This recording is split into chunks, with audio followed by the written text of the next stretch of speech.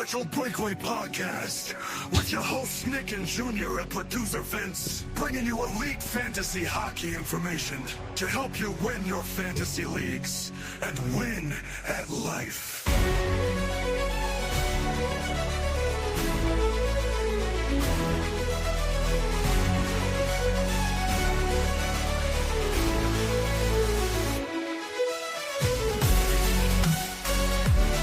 Episode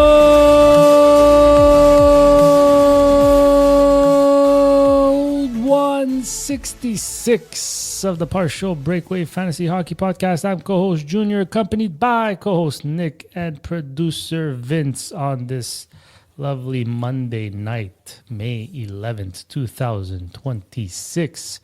How we feeling, boys? Refreshed. Alive. I wonder why.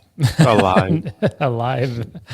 Does it have anything to do with the Bell Center last night that's making you feel that way, Nick? Or Oh, that was insane. That was really nice. And you know what? It was even nice seeing on all the social medias afterwards of all these people that have never been to a game at the Bell Center finally understand that this is the Mecca of hockey, that this is the cathedral of the religion that is hockey in Montreal. So it was great to kind of see all that and so many comments, so many people reaching out and saying how great it was of an experience. yeah, for sure, man. They were buzzing even after they scored that early goal, Buffalo. But we'll get to that series in a bit. Oh, nice mug, Vince. Thank you. It's my chamomile. I mean, you wouldn't be drinking an adult beverage from a mug, would you? Never. That's just rude. All right, so on tap today, guys, we're going to recap what's happened so far in all four series, including the second sweep of the Carolina Hurricanes. We're going to touch on some rumors out of Ottawa and Toronto, as well as Bouchard, and some mock trades for the Toronto Maple Leafs. And Corey Pronman, his first mock draft of the year came out, and it's interesting to say the least, so tune in for that. Shall we get started, boys? We're ready. Let's go.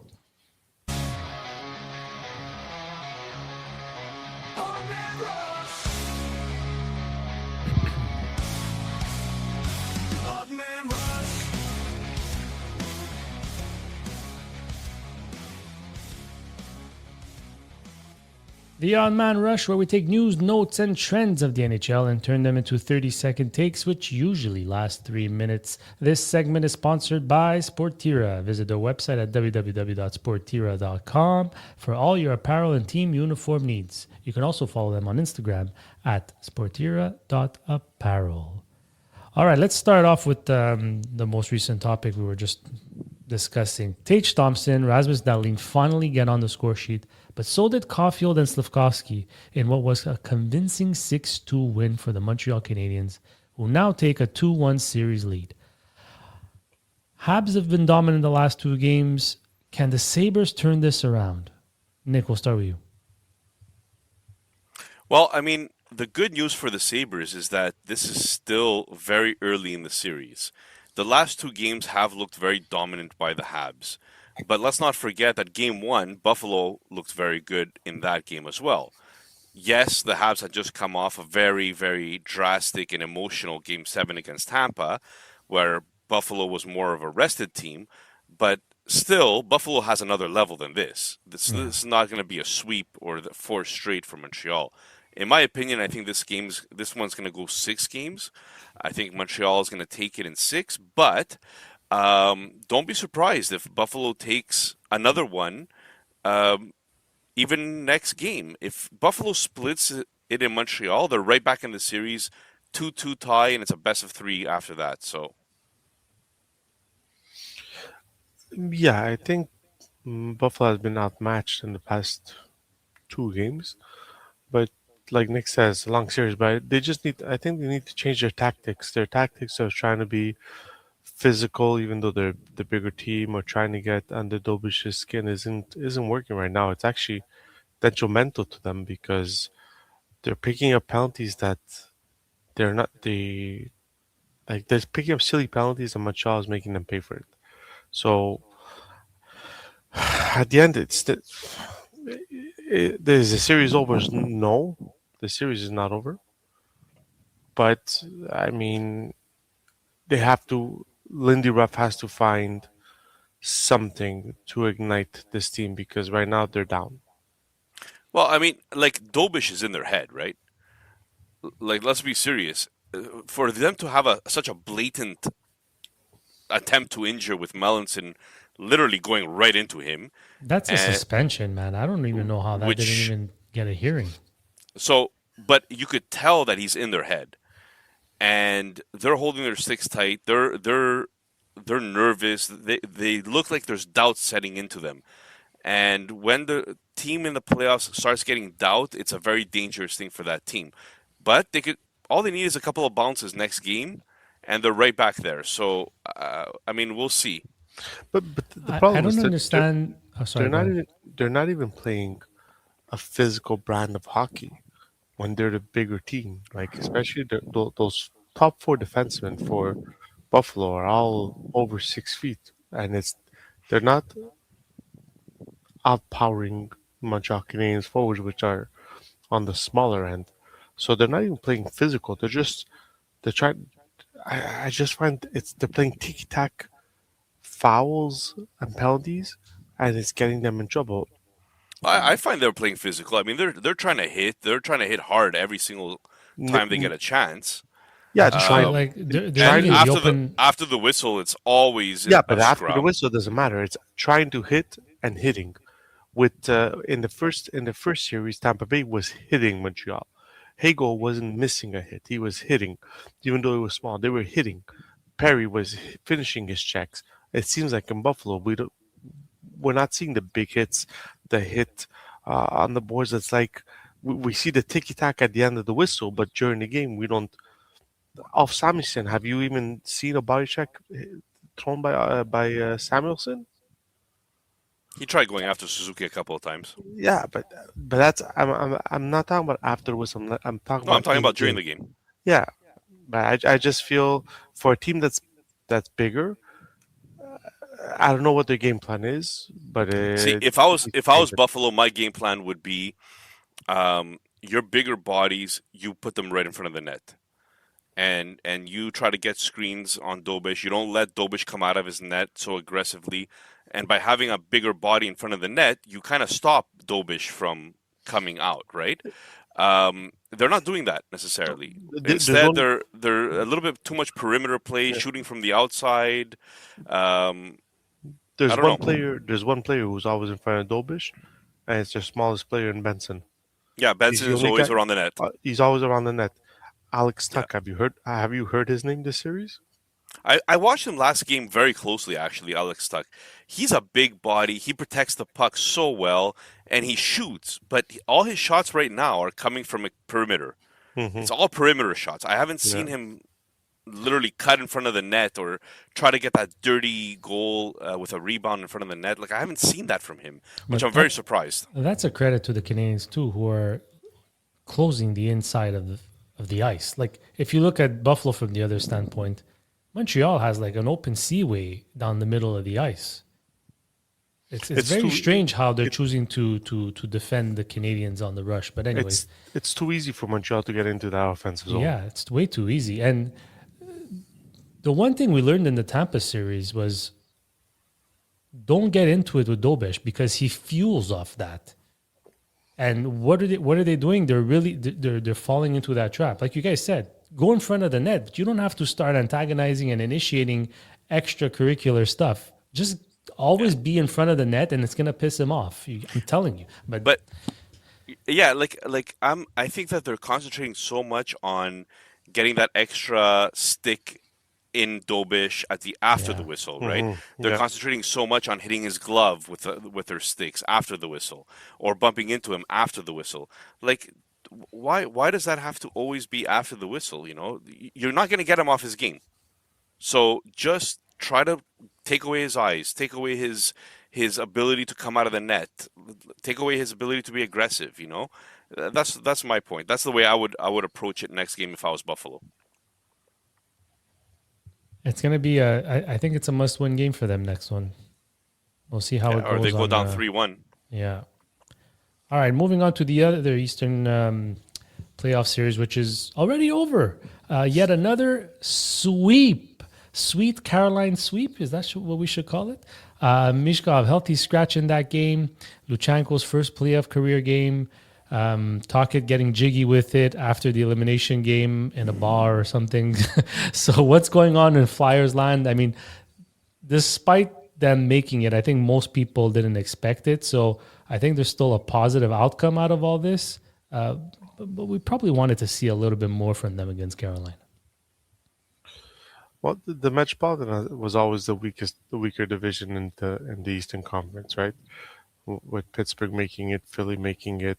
These were teams that none of us thought were going to make the playoffs at the beginning of the year, or even be in the playoff hunt at the beginning of the year, and they both sneaked in. So, I mean, it's good experience for Philly. I'm not a fan of you're down 3-0 and you're scratching your youngest player. Like unless something drastic is happening with Michkov, where he's like cutting curfew or something. If you're scratching him because he's not playing defensively correct after being 3-0, you're not down 3-0 because Michkov's not playing defense. Like you're down 3-0 because you're just facing a better team.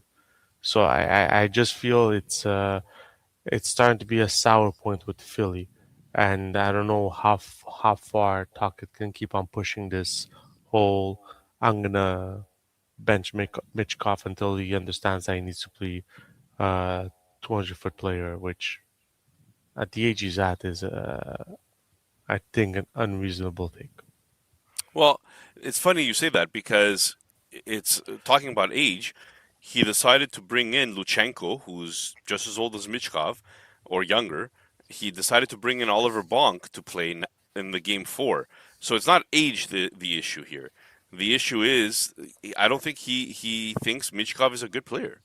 And like it or not, I mean, in the NHL, it's great to have points, but if you're throwing points and getting scored on 3 times against, it's not really going to help your team much, right? So Luchenko, unfortunately, didn't do much. Neither did Oliver Bonk. So at the end of the day, they ended up getting swept. And, I mean, Tocchet had to, I guess, unleash his wild side. Or, he had to grieve in his own way. And I think that was a strip club, the picture that he was in. But not sure. Can't guarantee that. But they scored 5 goals all series. I think exactly what you needed was goals, and if you can't rely on Michkov for goals, then what are we doing here? Like, you're trading him. Yeah, but not trading him. He's gonna ask for out for sure. Like if you're thinking that you're gonna turn Michkov into a responsible 2-way player, you're not. It's just not in his DNA. And everybody can say, oh, but Ovechkin didn't change his way of playing. The Washington Capitals adapted to Ovechkin not being defensively responsible. And to win that cup, there was some luck to go with that cup, but also Ovechkin got his minutes on the power play. He stayed 2 minutes on that power play, and then when there was no power play or when there was a defensive zone, he was on the bench, and that's how he got his minutes. But without Ovechkin, you in the season you're never making the playoffs as many times as you did as for Washington. So I think here Philly has to make a decision. It's either you accept Michkov for the player he is, which is a potential offensive powerhouse that has defensive liabilities, and you surround him with the right players, or he's not part of your plan. Your coach doesn't like him, and you try to. But the problem is, even if you try to trade him now, you're not getting back what Michkov is really worth, are you? At the point where he is now? Probably not. But I think there's I know we talk about him not being good defensively, but I don't even think it's about being good defensively. I think his IQ in the offensive zone is what needs work. I think that's what pisses off Tocchet, is that he's not necessarily reading the play properly and being at the right places in the offensive zone, which then leads to them having to play defense and without the puck because they turn it over. So I don't think it's his play inside his own zone because Ovechkin, when he was playing with Backstrom and Oshie and all those guys in Washington, 9 out of 10 times they have the puck when he's on the ice. They're controlling the play when he's on the ice. So the best defense is a good offense. And I think Philly's just not built for that yet. And unfortunately, Tocchet is seeing it as Michkov not being good enough. But I think it's a But collective thing. I don't know, man, guys. Like he gave minutes to Martone, who's younger than Michkov, right? He gave minutes to these players that are performing well. At some point, you have to freaking say to yourself, guys, Michkov is not performing well. It is what it is. You want to say, oh, it's Tocchet's fault, it's Tocchet this, Tocchet that. Martone's putting up all kinds of goals. So is it Tocchet? Like I don't know. It's I think that it's the easy way out we're taking by saying it's Tocchet. I think at the end of the day, Michkov has some problems. He's got to figure them out. Yeah, but when you're the scapegoat for your coach all the time, how you Is it figure that? them out? Is it Yeah, that? he Is is. it that he's But a scapegoat? yeah, are you telling me Michkov is the only guy on the ice that makes mistakes and is the only guy who, as soon as he makes a mistake, But gets how do you know it's benched? on the ice? How do you know it's not off the But ice? that's Yeah, what I'm if saying. it's How do you off know the it's ice, not? it's a different ball How do you know that know? he doesn't play well, or he doesn't participate in practice, or he doesn't? No, we don't know. Everything He's is not there during the meetings. Like no, but if it everything plays was a role. yes, Martone is there, so you can't tell me that it's because of youth or it's because he's not good defensively. Martone is there. Zegras is playing. no, it's because he's not a Zegras is talkative horrible guy. defensively. You know what I mean? But Mitchkov is not a talkative guy. It's just that simple, Nick. I It don't could be know, man. that. I think that's I the easy could. way. That's the No, easy way of no, saying You it. can no. see when he plays, there's maybe There a are little so bit of a many lack of coaches. effort when he Yeah, doesn't There's have a the lack of puck. effort. Yeah, there's so And I he's many a think that's a lazy big freaking problem. player. there's so He's many a lazy coaches out player. there that there is, and whether you like it or not, there is a lot out there. When you're not that coach player, you're not that coach's player. It's just that simple. Now, if that's the case, we don't know what's happening. We don't know if it's because he's cutting curfew. We don't know if it's because, like Nick said, he's not participating in practices. Maybe he's doing all that and it's still not impressing Tocchet. We have no idea what it is. But at some point, Philly has to make a decision. If they're sticking with Tocchet, it's not working out with Michkov. So something has to. They have to pick a side at one point. They can't keep on playing the we'll just scratch our guy till till he understands. It's not old school. Old school hockey doesn't work anymore. But the last thing here before we move on, unless you guys have something to add, is at no point should have anybody thought that the Flyers had a chance to win the cup. Mm. So you make the playoffs. Let him learn by playing if it's an on ice issue. Which begs the question, is it an on ice issue? We'll see. Let's move on to the team that did sweep listen, them. Yeah, go ahead. He wasn't the guy at the strip club after the game. Yeah, but he was the guy who smashed his car and then blamed it on his girlfriend, or I don't know what the hell he did in Russia. But anyways, okay, so the Carolina Hurricanes sweep the Flyers, obviously. What can we say? I feel like we're just redundant with the Carolina Hurricanes. They're boring, effective, but they get the job done. They're going to another Eastern Conference final, haven't lost a game, probably get at least a week off. Is there such thing as too much rest in the NHL playoffs, Nick? Yes. Now, it's one thing, it's great to be rested, it's great to be healthy.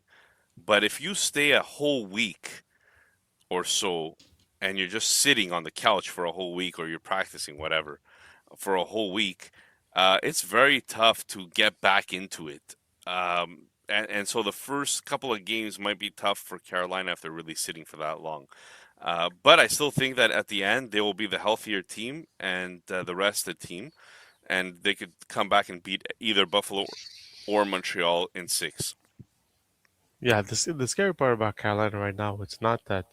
Yes, they swept two teams, but it's that it's They not swept the two AHL teams. yeah, but it's not the superstars that are leading the way. It's the Stankovens, the Taylor Halls. It's the it's their oh man, what's the word for players? Not superstar players. They're utility players that are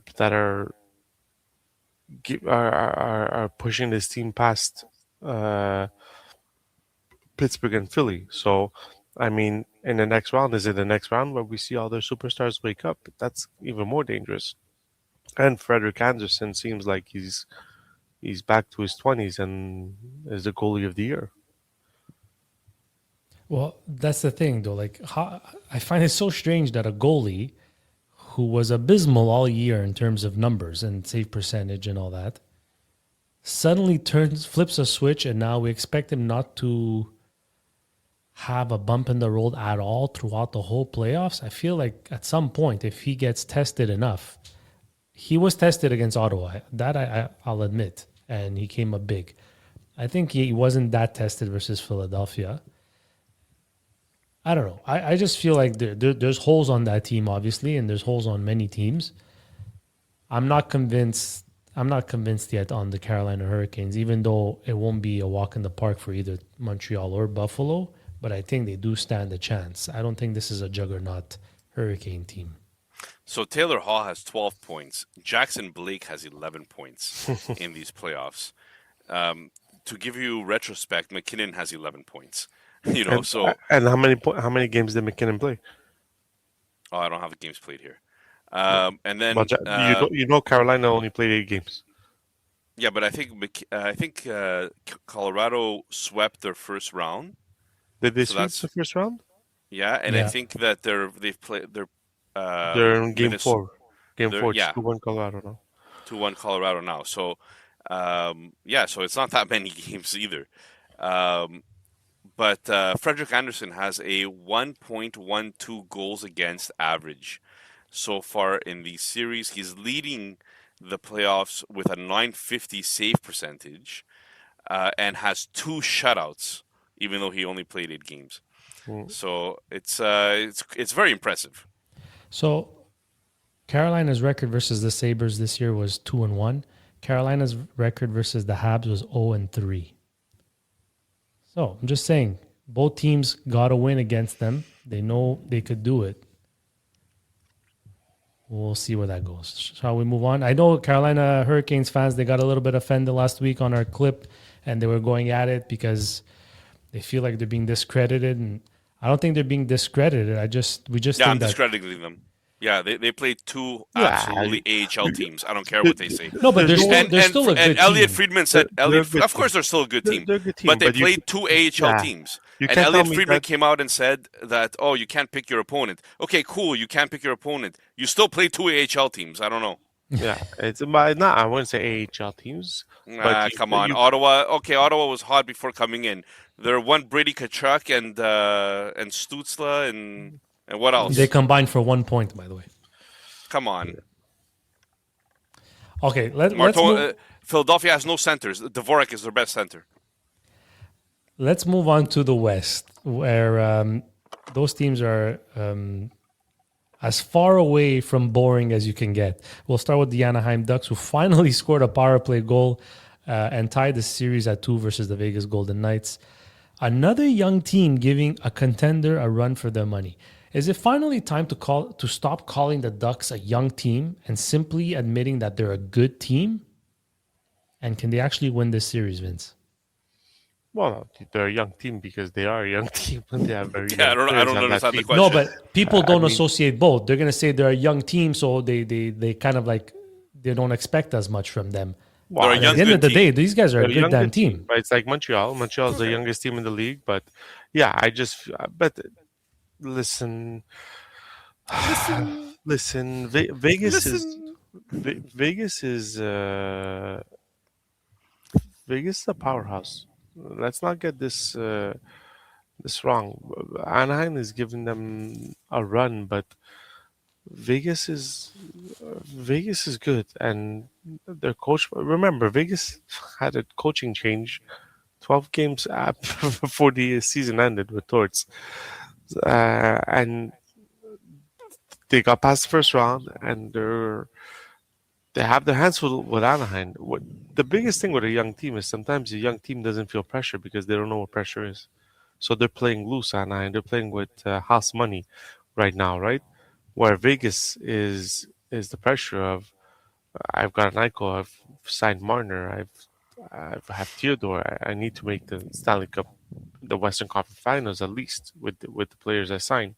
So I think that has a lot to do with it. That they have a good mix of vets and Kreider, Killorn, uh, and in the back Truba, Gudis, and all that. So they have a good blend of that. But I also think their young players are just playing no fear, no pressure right now, which is helping them. Nick? Yeah, nothing to add. All right, another exciting team. This series is 2-1 for Colorado, currently in the third period, tied at 1 in game 4. Kaprizov stepped up big with 3 points, and Quinn Hughes continued his excellent play in what was a must-win game for the Minnesota Wild. I didn't realize that there was another level, but sure seems like Quinn Hughes is hitting it right now. Nick? Yeah, he looks like an older version of Lane Hudson. No, he looks like the original great skating, speed, creating something out of nothing, crisp passes, always does the smart play. Quinn Hughes looks great, and I mean you could tell the reason why he's such a superstar player. It's unfortunate that Vancouver couldn't keep him, but at the same time, when you have a star player that's been scorned by the organization for so long, because you can't put a team together that's worth anything, well, that player is going to want to ask out eventually. Not mentioning any names. Toronto fans. But Edmonton fans. At the end of the day, Quinn Hughes was a great get by Minnesota. It was a beautiful trade. It's exactly the type of trade that you would want to make if you're a fantasy general manager. And it shows that it actually helped them in these playoffs. Like it's just the perfect trade. I love it. It's great for Vancouver. It's great for Minnesota, and you're really seeing Quinn Hughes. He's not necessarily going to be the Norris Trophy winner, but we'll talk about Norris trophies later. Good recovery. All right. Anything else to add on the NHL playoffs so far, or can we move on to some other NHL news? No, I think we could move on to other NHL news. All right. So Senators reporter Bruce Garriock reports that Stuart Skinner won't be back with the Penguins and that the Ottawa Senators have Skinner as a top target in free agency. Where am I at? Am I at Nick here? No, I'm at Vince. Yeah. So does Buffalo really, do the Ottawa Senators really need a Stuart Skinner? Like, where's this coming from?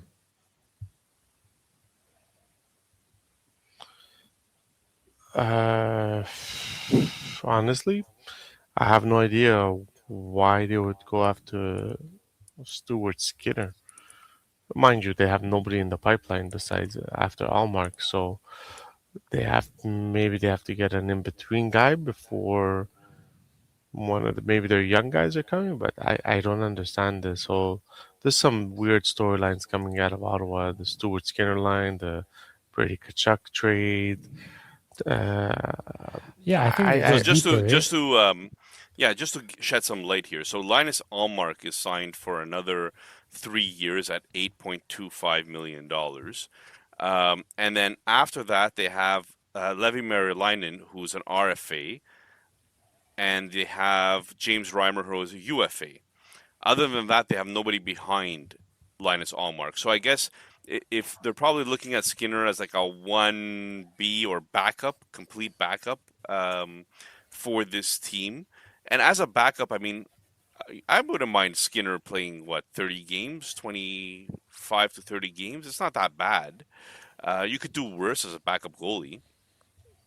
But like Vince said, there's not really much in the background here. Like Merilainen, he kind of struggled a little bit as well, and I don't know what the health of Linus is moving forward. So maybe Skinner kind of fits in that case, but it also at the same time good. You want to be an AHL team. You want to continue being an AHL team. This is the way to do it. Is this Junior or Nick talking here? Jesus, Nick is just after everybody today. Oh, I think he's watching the AHL playoffs a little too much. But do we expect big, like, I forget who reported it. It was one of the big guys, maybe Elliot Friedman or Dreger. But they're kind of saying like Staios is not going to be afraid to make some big changes to the team. And I'm starting to think he might be forced to make a change. Like I'm not sure what the status of Brady Tkachuk in Ottawa is. And if there's uncertainty like we're going to see with the Leafs later and Matthews, don't wait till it's too late, you know? Yeah, well, Yeah. Brady has a no movement clause, eh? So he's gonna dictate where he goes. Florida. Yeah, where he goes. Yeah, not if he goes, but where he goes. Interesting. Yeah, so there's a chance that Ottawa doesn't get much for him. Well, 2 years left on his contract at 8.2, which is a fair deal, to be honest. Man, I think they're still going to get quite a bit. But if it's a team like Florida, well, what do they have to offer? I don't think it's Florida. They have nothing to offer. The last time everyone assumed the brothers would unite kind of went off the rails there. I mean, if it's Florida and you reunite the Bash Bros, basically, you're giving up Lundell, you're giving up this first pick, whoever they draft is going to be part of the deal.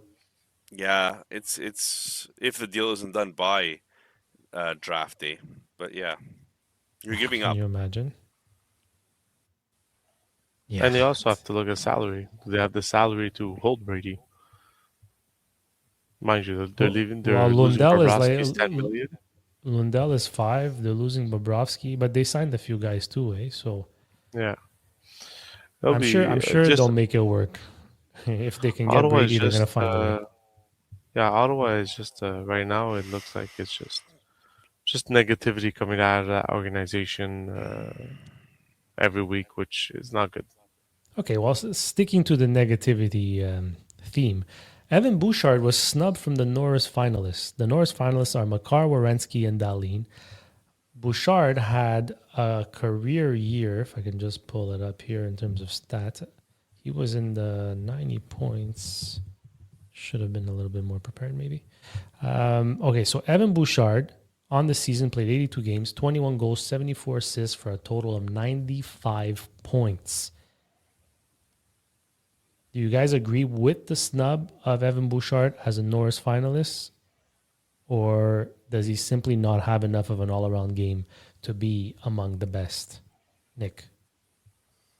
Well, I think if Erik Karlsson could score 100 points and be a winner of the Norris, I think Evan Bouchard is absolutely snubbed here. Because the next best defenseman in points was Werenski with 81. 95 to 81. Cale Makar was third with 79. Lane Hudson, 78. Quinn Hughes, 76. So, 95 is an incredible number, and I think absolutely he should have been considered. I don't know if he should have won it, but he should have been one of the 3 finalists for sure. Yeah, I was about to say, you know what, you have to play every aspect of the game, shorthanded and all that. And then I look at the stats. Evan Bouchard had 146 minutes of shorthanded time. Dahlin had 86, and Werenski had 89, and Makar had 149 minutes. So I think he definitely got snubbed here. I mean, I just because he's playing with two of the, even if he's playing with two of the greatest players in the NHL, Makar is playing with McKinnon. I mean, Werenski doesn't have that type of elite player playing with him. But I just find, 100% got snubbed, and I don't understand why. I don't understand. I think this whole defense thing with a defenseman award in the NHL needs to change. They need to go like the forwards and just have a offensive defenseman and a defensive defenseman award. Because it makes no sense that Bouchard does not get, not even nominated for the Norris. Carlson was playing on a team that didn't make the playoffs, and he scored 100 points and won the Norris. Makes no sense. I mean, just to your point of penalty kill, counter argument, if you will. The Edmonton Oilers were 20th in the league in penalty kills, so that he played penalty kill, if he's not effective in it, it doesn't really help. But the way I see it is it should be who was most important to their team. And I think between the nominees that are there right now, I'm thinking it's Werenski. Because if it's not for Werenski, I don't even think they're close to, they sniff a playoff spot this year, the Columbus Blue Jackets. Yeah, but it's not the MVP award. No, Who exactly. is most important to the team is an MVP award, not Norris. Not Norris. Yes, but they're never going to give that to a defenseman. Like- Rarely like- did they even give it to a goalie, let alone they're not going to give it to a defenseman. To me, Well, Werenski Carey shouldn't. Price won. Yeah, That's what I'm saying. and Theodore won, but Werenski shouldn't. To me, I think Werenski should be the odd man out here. His team didn't make the playoffs. He's the only team that didn't make the playoffs out of those four. If we take Bouchard, Dahlin, and Makar, I could understand Dahlin because they went on that crazy hot streak that made him finish first in the East, and he was a big part of that. I mean, and Makar is Makar. I mean, there's no one touching Makar, and what he brings to his team. So I think Werenski should have been the odd man out, and Bouchard should have been there for sure. I'm just looking at a statistic here. Out of his... No, never mind. Do I you was think trying to in the look for future- primary assists, but I can't get it. We're going to see basically Lane Hudson, Matthew Schaefer be finalists almost every year moving forward, or Well, I don't know if they're snubbing Bouchard. I think Lane Hudson's going to enter this conversation sooner or later. yeah, Quinn Hughes wasn't in that conversation. He's gonna be there too. yeah. There's a nice crop of young defensemen, guys. It's gonna be interesting year in and year out to see who's gonna be nominated. But I think Vince is right. I think the way they give awards to defensemen should change. They should split it in two. I think I'm on board with that. All right. So moving on to the future of the NHL, if you will. Stenberg, Bjork, and Frundell all make Team Sweden for the World Championships. Bjork is the youngest ever to make to play in the World Junior Championships, if I read that properly. If not, he's definitely the youngest ever to suit up for Sweden. So, Vince, what do we make of this young influx of players going to Team Sweden? Is this just Team Sweden experimenting and getting guys ready for 4 years from now, perhaps, or are they legitimately that good that they deserve to be on the team? I think it has to do with a lot of players also declining to go to the World Championships because of the long NHL season, because they need a break because of injuries. But this could skyrocket Bjork's draft, not class, but draft position if he has a good tournament. Because the biggest thing right now is they're saying that he's 5'9" and he's a small guy. But if he could not dominate, but show that he belongs and that he can play against men, I think it'll be an advantage to him come draft day. But I think just Sweden is just, they went on their list. These guys were on their list. They weren't on the top of the list, but they went down the list, and every time someone said no, no, no, no, then their names came up and they knew they were going to say yes. Nick, I know you're being very attentive to two of the names on that list. Actually, three, because of Frundell. You own Frundell. But for the upcoming draft, I know you have your eyes set on Stenberg and Bjork. So anything you want to add? Well, I mean, like the World Junior Championship that IHF did showed that guys like this are very good for this age of Swedish players that are coming in. And they won the gold. So right there, you kind of say to yourself, okay, well, this program seems to have made strides in the last couple of years. So maybe you're looking at some of the best coming in, or maybe they're just going to be good players in the NHL. It's going to be hard to tell. Bjork is a bit young for this tournament. I don't know if he's actually going to improve his draft stock or hurt it by being here. Because that's also a possibility that he ends up hurting his draft stock here. Stenberg, I mean, we know he's going to go top 3, 4 in the league, and we'll go to Corey Promin's mock draft later, but um, uh, a lot will depend on who drafts those two players to see how relevant they're going to be in the NHL, I think. Correct me if I'm wrong, but didn't Bjork play with men? Wasn't he in the SHL in Sweden? He did play, I think, part of the year this year, but he didn't play in the U18s because he wasn't invited, because he had skipped on another tournament that Sweden had. So it's been an up and down season for Bjork so far. Well, yeah, he 15 wasn't points in invited. 42 games with Juice Gardens. He And wasn't 3 points invited. in 3 playoffs. He wasn't Yeah. invited to U20s because he wanted to. He was in the playoffs with his, uh, with his.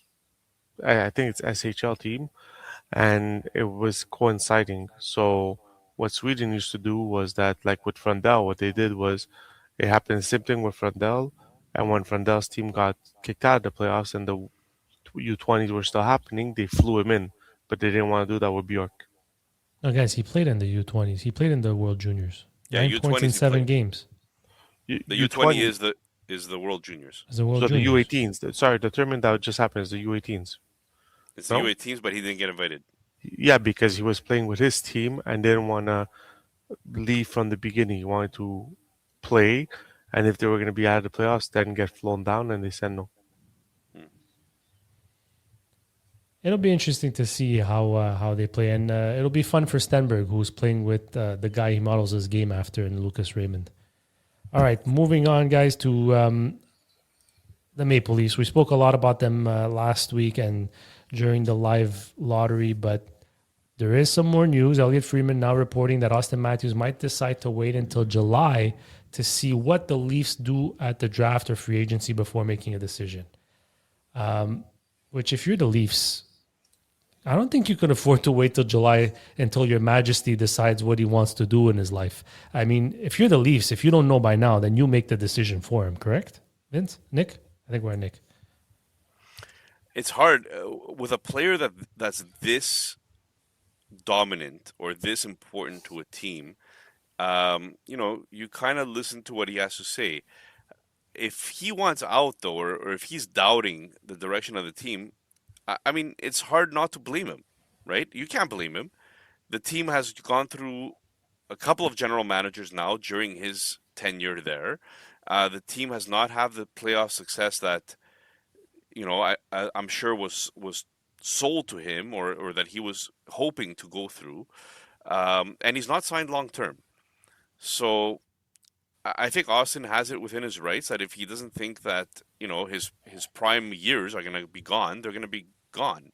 Now, if I'm Toronto, I have the first overall pick. I don't want Auston Matthews to leave, obviously. But you gotta test the waters, see what else is out there. Just get yourself ready. Don't wait until Austin decides. At least, test the waters. Dip your toe in the trade market. See how it comes back. You might actually find something, or prepare yourself for when he eventually does say I'm out, and save the $13 million for a defenseman. Or two. I think this is just it's shenanigans. Whether he waits for July, whether he waits for August, whether he waits for September, it makes no difference to Toronto because at the end of the day, he has a no move clause. So if he wants to move, he's gonna tell Toronto, "I want to go here. You have to trade me here." So whether I let you know in July or whether if I let you know in August, it really makes no difference because I'm gonna choose where I go. So to say, "Oh, they can't wait till July," why not? Even if he tells you before July, I want out, but I want to go to, let's say, well, Arizona doesn't exist anymore, but I want to go to St. Louis. You're going to, and guaranteed his agent's going to leak it that he wants to go to St. Louis. So the story makes no sense. It looks sometimes like journalists just need Toronto to be part of the headlines for them to be clickbait. We spoke about clickbait last week. This is clickbait. It could be this Yeah, but story makes no Friedman sense, doesn't but need it clickbait. it Friedman could, is already the top of the top. it could be that this story is just to talk about Toronto, but to say it's not important and when he makes a decision, I think That's false because if you know going into the draft that Matthews is out, But what do you you're not well, drafting what McKenna? if one of the options is to trade him to San Jose? Then the second overall pick is in play, and you get to choose what you want instead of making San Jose pick a player and then having to take what they have. What if they trade Matthews to San Jose, get the second overall pick plus? Now you're sitting with 1 and 2, and your rebuild is more Yeah, but not than. but you're assuming that San Jose wants Matthews. Well, I mean, I But wouldn't be. If I'm San Jose, I stay away from Matthews. Why would I want Matthews? I have all my young guys, my young core coming But up at some together. point, you're gonna have to. I would take Matthews over Misa. No, would you not? No, They're ready. They're at the cusp. Misa's The- not going to be ready for them to contend for another 3 years. they need Misa to be ready for them when they're where Montreal is, where is second round ready to compete in the second and third rounds. Right now, San Jose is at the cusp to make the playoffs. They're not at the cusp to be Stanley Cup contenders. You need Misa to be ready when you're Stanley Cup contenders, and which he will be. That's going to be his when he's going to be ready. So to me, the Matthews thing makes absolutely no sense because at the end of the day, Matthews is going to say, "I want to go here." He has full control of where he goes. Yes, but at least you know what assets you're getting back before the draft. Well, I think you should always test the waters. You Always should ask know. around. You should know all this get before. get all the info that you can. But You- just in case he does say, like, I want to go here, or I want to go there. yeah, you ask the question, but if he says, "I want to wait till July or end of August," okay, even if he does in August, what stops you from making that trade with San Jose again? And San Jose, give you, what if they took Chase Reed, but you want Stenberg? Like, I don't know. I'm just throwing a hypothetical, but I don't know. you get to control your own destiny with that pick. Trust me, Toronto would be good with Chase Reed also on their line. I mean, But but we all know that the problem in Toronto is not Matthews. The problem is that they have no depth behind Matthews. exactly, When Max Domi is the only other player other than Tavares, Nyes, Nylander, and Matthews, which is your core four, I guess. Hmm. You have Max Domi as your next best up. You have Matthias Michelli, Joshua. Like these players are not NHL players that are in the top six. Like your depth is the problem. Your depth is the problem here. This is the problem that with Toronto is that Morgan Riley, Nylander, Matthews all control their own destiny because they all have no movement clause. So does Morgan Riley, by the way. yeah, that's it. Morgan Riley, Nylander, and Matthews, they all have no movement clause. So does Tavares. So at the end of the day, Toronto has to draft best player available. And remember, Toronto's drafting only this year because they have no first in 2027, no first in 2028. Is it McKenna or is it Stenberg? No, it's McKenna. They got to go McKenna. Probably McKenna. Which I'm not convinced. Probably. I'm not convinced that McKenna will be a better player than Stenberg. Maybe offensively, but all around, I think Stenberg might be the better reliable player. 200 foot ice, but they have to go with McKenna. I think it's going to be there's going to be a revolution if they don't go with McKenna first overall. Yeah, Okay, they're so- probably going to go McKenna. Now that you mentioned, what if it's not McKenna or Stenberg? What if they trade the pick to Vancouver for Elias Pettersson and a 5th-round pick in 2026? Actually, you know what? They're going to trade Matthew Nyes and a 1st overall pick plus a 2nd-round pick to Vancouver for Elias Pettersson and a 5th in 2026. How does that sound? So this was one of the mock trades that went up, and Brad Marchand really got a kick out of it. He laughed and he's like, "That's a terrible trade for Toronto," but probably unlikely that the Leafs trade the 1st overall pick. But in the event they do, can you guys throw me a mock trade that you think might be realistic? Whatever trade it is, they need a number one defenseman. If you're going to trade the 1st overall pick, you need a Makar or a Hudson coming your way. Like if Makar, that's not, no, Yeah, but nobody's that's going to give that. exactly, and no one's going to give that up. So I don't know how you make that trade. Like if you're trading the 1st overall pick, it's because you're not rebuilding. You're in win mode now, so you need a player who Like, you don't need forwards. Nylander, Matthews, and Nice can get you the points that you need. You need depth up forward, and you need that number one defenseman. So that's what you have to go get. What team is willing to give up the number one defenseman? There's still, like Nick says, there's still probably 13 teams looking for a number one defenseman. So I think them trading the pick is just silly. Nick? Yeah, the only thing that, I mean, you kind of spoke about it last episode, Junior, and I don't like doing something like this, but let's say, just for the giggles out of it, let's say that you trade away your number one overall and you go down to third overall and you manage to grab a defenseman that could help your team right away. So let's say you go down from, instead of one overall, you take third overall, So you get Boone. and you get Bouillon and the third overall for the first overall. Like, it doesn't make much sense for Vancouver because I don't think Vancouver is a McKenna away necessarily, but it would be a Toronto draft, like something that Toronto would entertain, obviously, because they get Bouillon and they get another player as well by moving down. That's the only time I could actually see something like that working out.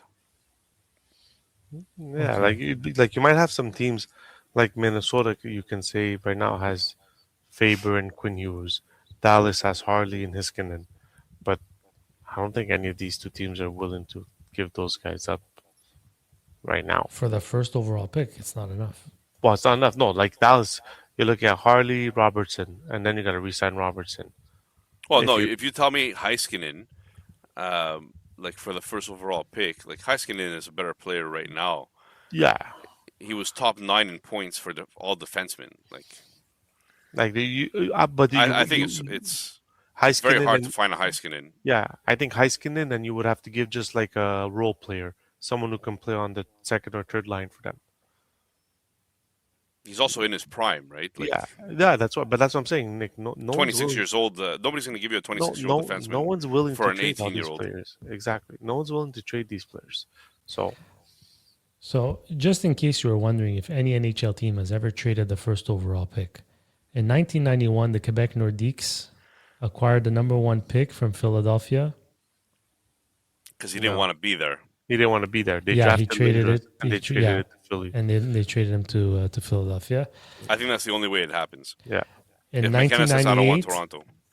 in 1998, it says Tampa traded the pick to Florida, but what for?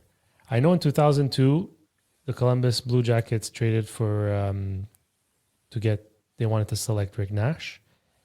Here it says the Pittsburgh Penguins acquired the first overall pick from Florida to draft Marc-Andre Fleury.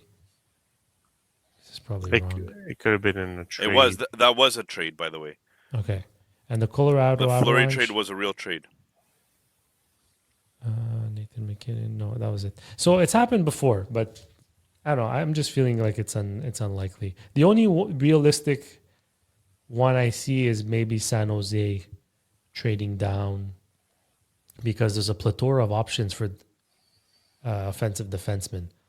So if that's the route they choose to go, I can see them trade down. I wouldn't be surprised if Chicago's up to something too at number 4. But, Winnipeg could trade down. Florida could trade down. Winnipeg, Florida are teams that want to compete in the playoffs. They Yeah, could. but they're getting a freebie, a top 10 pick. Why would they trade Yeah, down? but They're getting I a thought- freebie. Well, They're let's getting- check what Pronman did. Let's check They're what Pronman mocked, Yeah, because that's they're- going they're to make a difference here. they're getting a top 10 pick who's not ready to play in the NHL. So and you can just check it in Prodman's, like Nick said, check Prodman and see who Winnipeg drafts. Okay, He's not so NHL ready. here we go. Pronman has McKenna at 1 to Toronto. San Jose selects Chase Reed at 2. The Vancouver Canucks go with Caleb Malhotra at 3. Chicago Blackhawks choose Ivan Stenberg at 4. At 5, the Rangers go with Carson Corrales. At 6, the Flames go with Keaton Verhoff. At 7, Albert Smits to the Kraken. The Winnipeg Jets select Malte Gustafsson. Holy moly. The Florida Panthers at 9 go with Daxon Rudolph. Wouldn't that be a nice freaking pick for Florida? The Nashville Predators select Wyatt Cullen at 10. And the St. Louis Blues at 11 select Oscar Hemming. Was there another team? Yeah, New Vigo Jersey. Bjork slid to 12 to New Jersey. And New York Islanders get tight end Lawrence. Columbus Blue Jackets get Ethan Belch. St. Louis, with the Detroit picks, gets Oliver Subanto. And the Capitals get Alexander Command. Yeah, center. So let's not go through the whole thing like that fast because nobody's going to remember all of that. I think the most important thing here is Chase Reed going second to San Jose. I think some of us had already mocked that during the draft lottery between us three. But I have seen Stenberg there as well in some mock drafts. So that's going to be an interesting decision for San Jose. Stenberg is the best player out of all those, but San Jose really needs D. So I think that's where that conversation goes. And it looks like a foregone conclusion Yeah, that Malhotra goes to Vancouver. that's where I'm baffled. It's like everybody's saying that Malhotra is going to go to Vancouver because of the connections of the family to Vancouver. Well, his dad's coaching the AHL team, no? Or the Vancouver AHL team? But also the fact that he is the best center in the draft. I think the position has a big part in that. The fact that he's a center on a rebuilding team.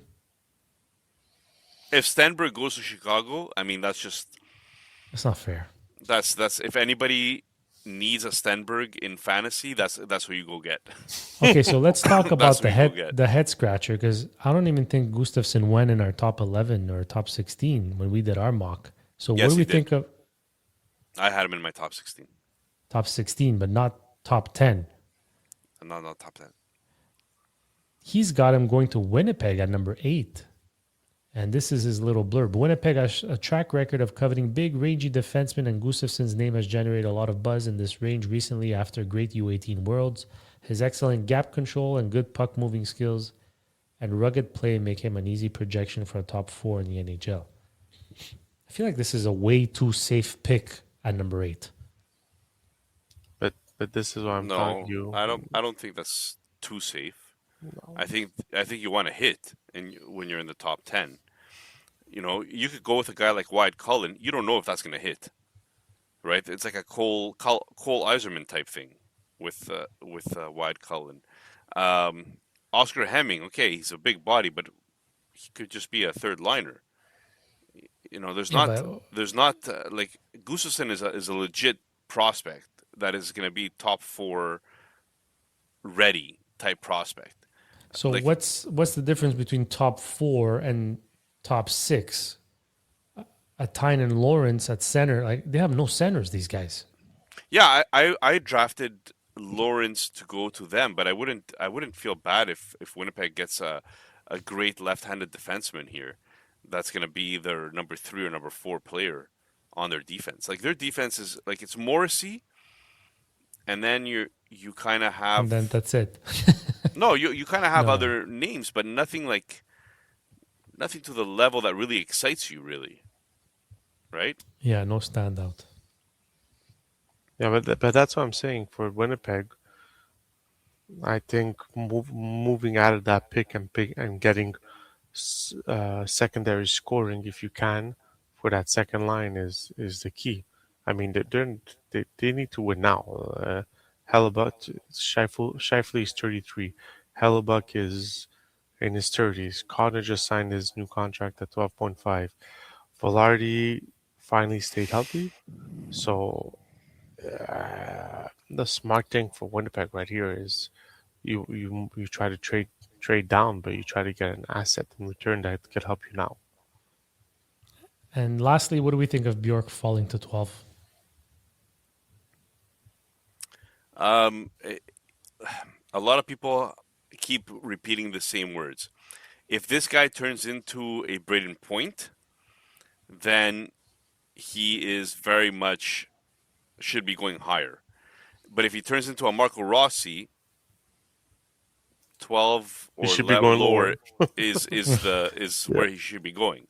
You know, like no offense to Marco Rossi, he's just not an impact player. And Matt Savoie, like We still don't know, but he's not really going to be a superstar player either. So Well, this year everything depends on the outlook. Savoie got his opportunity this year, and he seemed like he stuck with it, playing with a Draisaitl or McDavid. We'll see what happens next year. But is he going to be a superstar, or is he just going to be like a third line, like a third piece of that line kind of thing? Yeah, Like that's it. He's not driving anything. No, well, when you're playing with McDavid or Draisaitl, no one's driving except for them. It is what it is.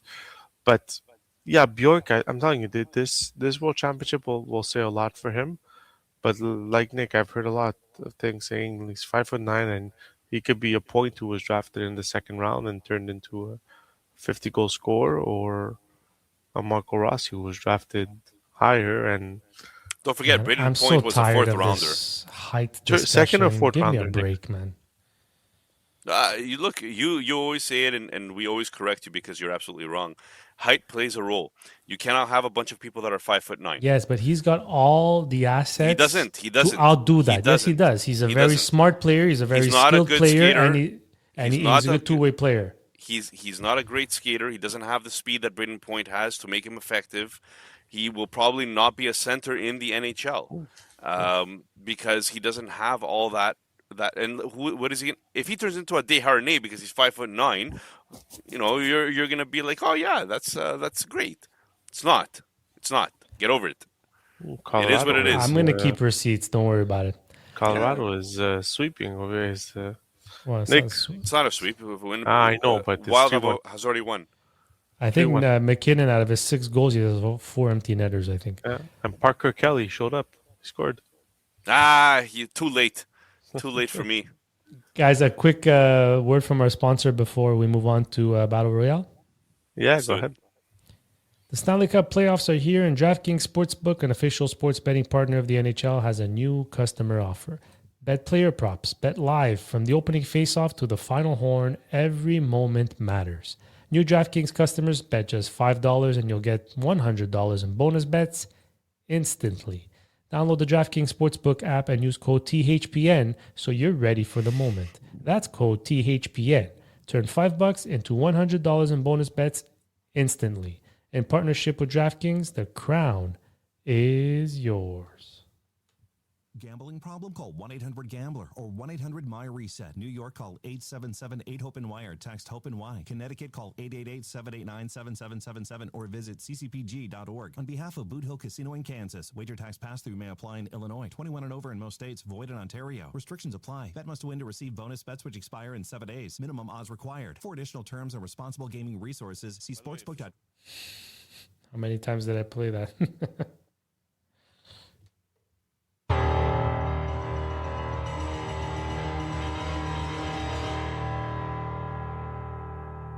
Glorious.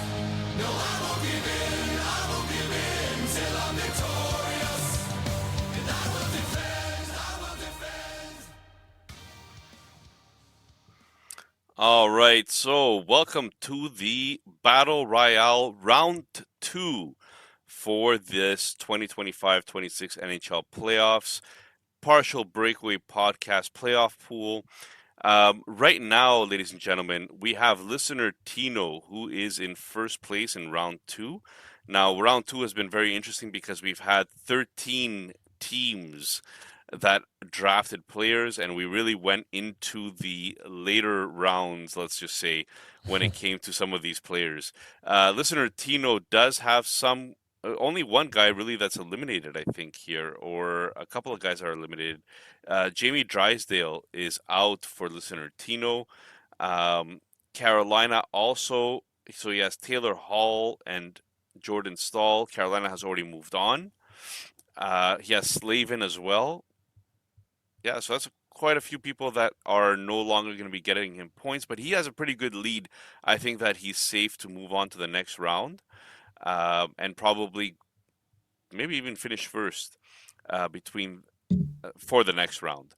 Then we have Junior and second place with 33.3 points. He's lost a couple of people as well, but not as many. Nicholas Ehlers is gone, obviously. Keandre Miller is gone. He has Josh Norris, who likes throwing sucker punches when players are held by other teammates, and doesn't get suspended for that, by the way.